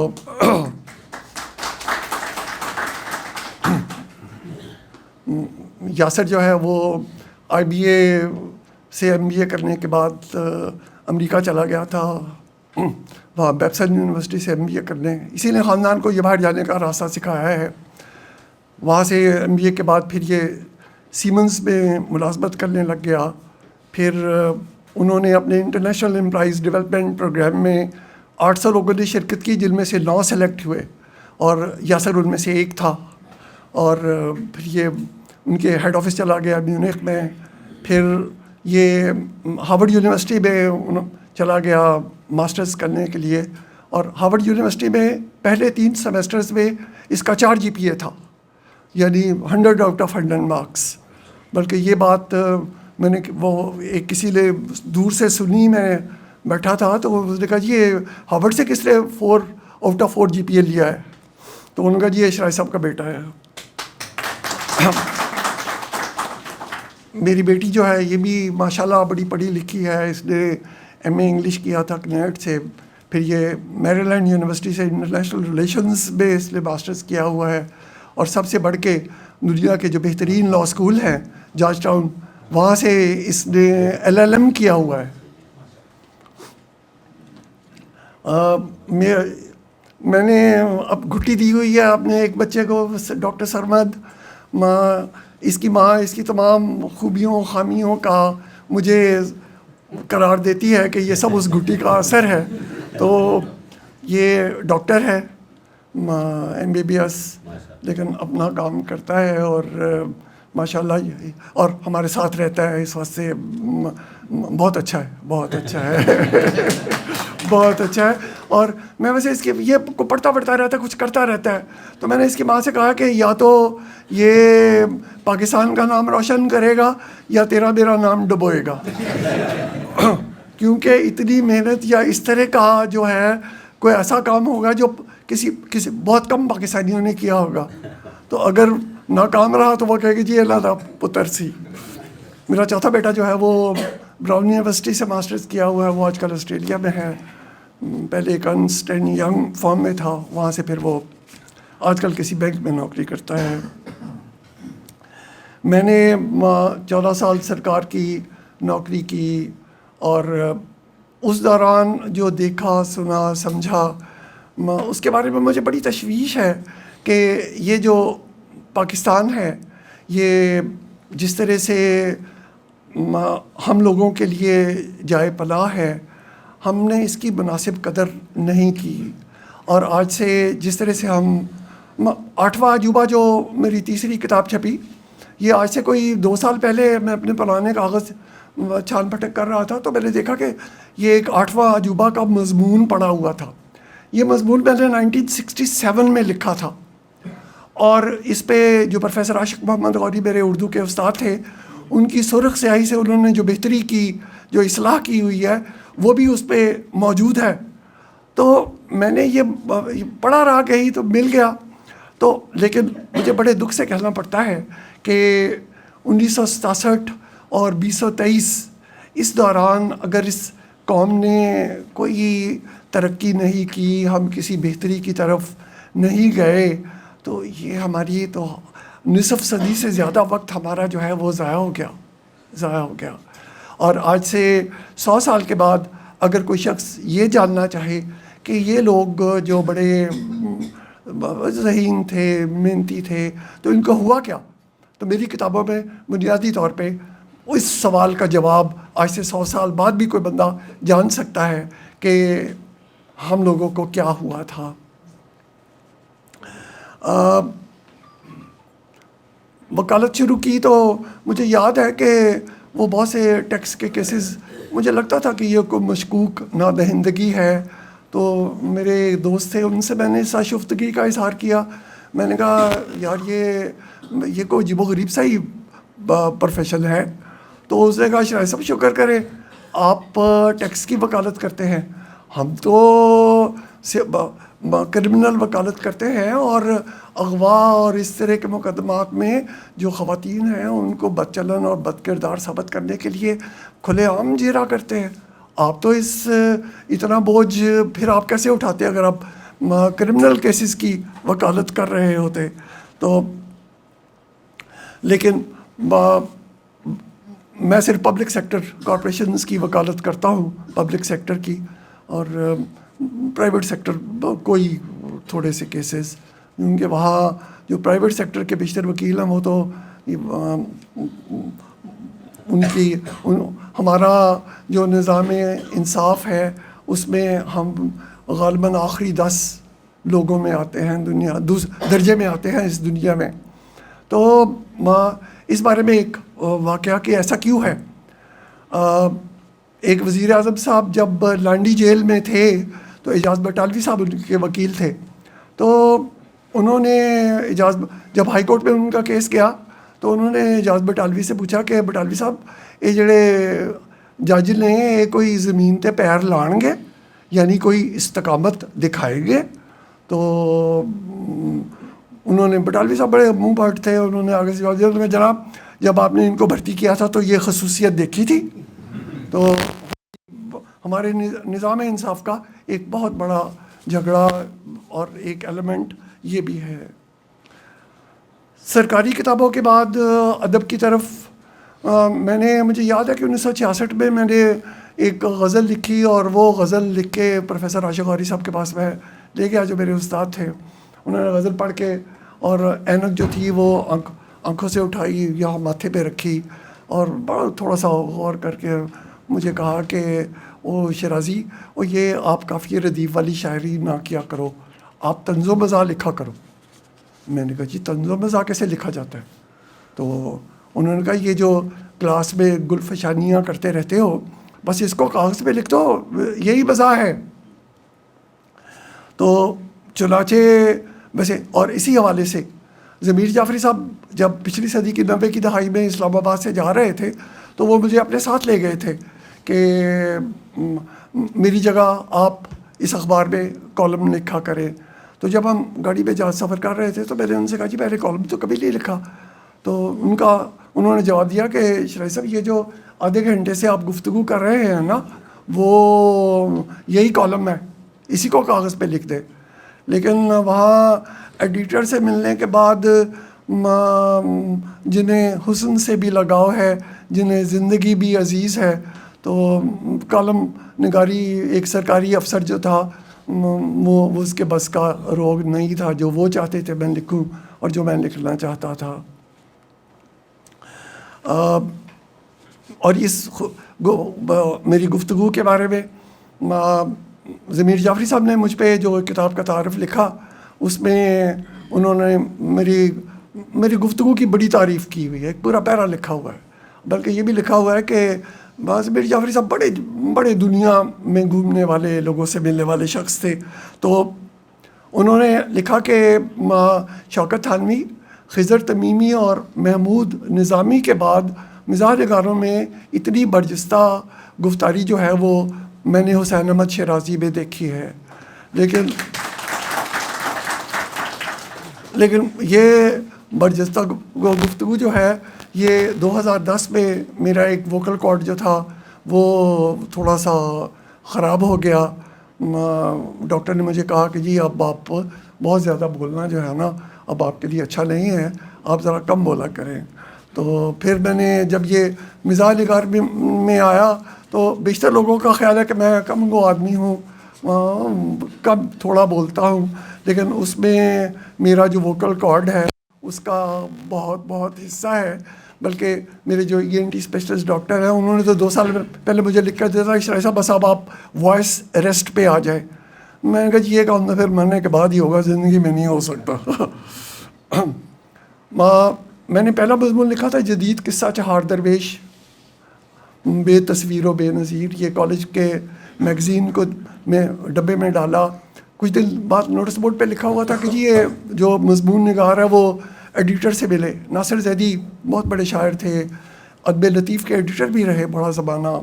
تو وہ ایڈیٹر تھے ہمارے کالج میگزین کے, پڑھتے تھے بھی ان دنوں. تو انہوں نے بلایا تو پوچھا کہ میں نے کہا جی فرمائیں. کہتے یہ شرائع صاحب یہ مضمون ہم نے کہاں سے کاپی کیا ہے؟ میں نے کہا کاپی نہیں کیا, میں نے خود لکھا ہے. انہوں نے کہا کہ جی کالج کا لڑکا نہیں اس طرح کا مضمون لکھ سکتا. تو وہ تھا پرانی جو مکفہ مسجع نثر ہے اس کی پیروڈی تھی. تو میں نے سامنے کاغذ پڑھا تھا, میں نے کاغذ پکڑا, کاغذ قلم, اور جو ہماری گفتگو ہو رہی تھی میں نے وہ ساری اس پیرائے میں لکھ دی. تو چنانچہ انہوں نے بڑی تعریفیں کی, ایڈیٹوریل میں وہ مضمون چھپ گیا. بلکہ 25 سال کے بعد جب ربع صدی کا اس کالج کے میگزین کا انتخاب شائع ہوا تو اس میں بھی میرا وہ مضمون شامل تھا.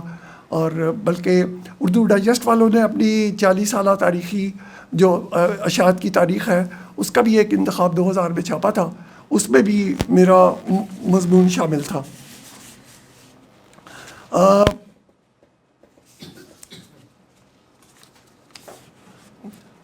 ڈاکٹر عبد القدیر خان صاحب کے بارے میں بات ہوئی. ان سے میری پہلی ملاقات 1976-77 میں ہوئی تھی. اور مجھے یاد ہے کہ وہ ایک ٹوٹی بیرک میں بیٹھتے تھے اور میں نے ان کا جو سامان تھا اس کے شروع میں تو نکلوانے کے لیے کئی دفعہ میں رات کو بھی ایئرپورٹ جاتا تھا کہ یہ سامان جو ہے یہ سہولت سے جدھر جانا ہے وہاں چلا جائے. بلکہ ڈاکٹر صاحب نے ایک کالم میں پھر بعد میں لکھا بھی کہ شرائع صاحب نے ایئرپورٹ پہ لائٹیں لگوا دی تھی کہ ادھر سے سامان اٹھائیں اور ادھر اپنے گودام میں لے جائیں. وہ ڈاکٹر صاحب نے مجھ پہ کوئی 7-8 کالم بھی لکھے, جس کے لیے بلکہ اپنی وفات سے 2 ماہ پہلے انہوں نے میرے بارے میں ایک پورا کالم لکھا تھا دعوت شیراز کے حوالے سے, جس میں مجھے بڑا, میں خدا کا شکر ادا کرتا ہوں کہ اتنے بڑے بندے نے میرے بارے میں اس طرح کی بات کی. تو میری کتاب کا غالب اکیڈمی دلی نے بھی اس کا پذیرائی کی تقریب ہوئی تھی, میں گیا تھا وہاں. بلکہ انڈیا میں ایک صاحب نے اپنی طنز و مزاح کی کتاب جو ہے اس کا انتصاب میرے نام پہ کیا ہوا ہے.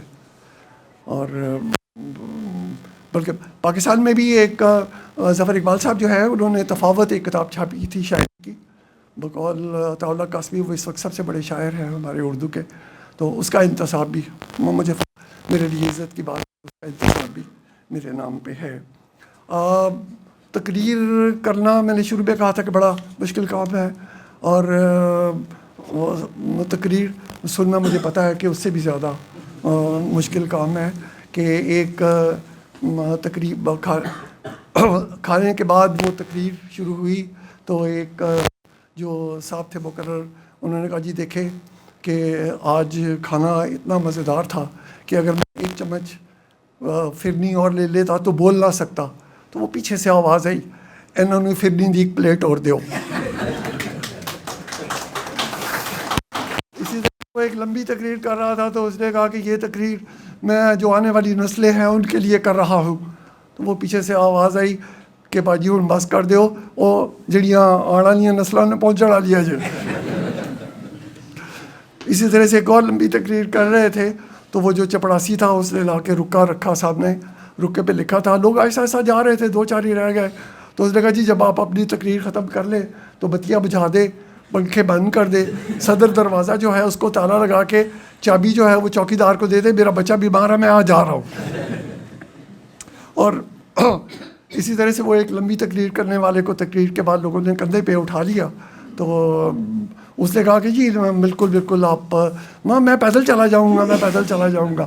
تو اس نے کہا پیدل چلا جاؤں گا, ہم تمہیں نہر میں پھینکنے کے لیے لے جا رہے ہیں. تو آپ کی توجہ کا بہت بہت شکریہ. آج اور صرف حرف اختتام کے طور پہ آج کے دن میں ضمیر جعفری صاحب, پروفیسر عاشق محمد غوری, میں اللہ تعالیٰ سے دعا گو ہوں کہ اللہ تعالیٰ ان کو جنت میں اعلیٰ مقام عطا کرے. میں الطاف حسن قریشی صاحب جو ہیں انہوں نے میری بڑی حوصلہ افزائی کی, اردو ڈائجسٹ میں میں چھپتا رہا. اللہ تعالیٰ ان کو بھی لمبی زندگی دے اور خوش رکھے. عطاء اللہ قاسمی صاحب میرے استاد, ان کے پاس بھی, ان سے بھی مجھے اپنی زندگی میں بہت کچھ سیکھنے کا موقع ملا ہے.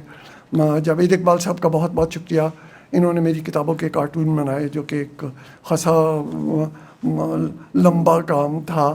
اور میں بہت ممنون ہوں کہ کیونکہ وقت بدل رہا ہے نا, تو اب جو اس طرح کی چیزیں ہیں ان کو قارئین کو متوجہ کرنے کے لیے, اور میں سمجھتا ہوں کہ بلکہ بڑے لوگ ہیں جو میری کتاب سے زیادہ ان کے کارٹونوں کی تعریف کرتے ہیں.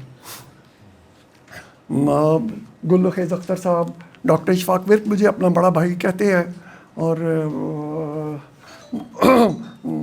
چلے دیکھتے ہیں ہم, اور یہ ابھی تک تو شکر الحمدللہ اپنے کہے کا پاس کر رہے ہیں.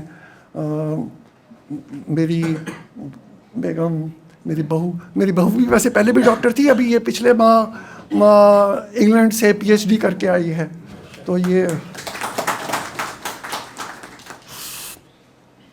تو گل و خیز اختر صاحب, شاہد سید صاحب, ناصر ملک صاحب, محترمہ عائشہ عظیم صاحبہ, اور قاسم علی شاہ فاؤنڈیشن کا بطور خاص میں ممنون ہوں. اور آپ سب صاحبان کا جو اپنا وقت نکال کے یہاں آئے, آپ کی توجہ کا بہت بہت شکریہ. خدا حافظ.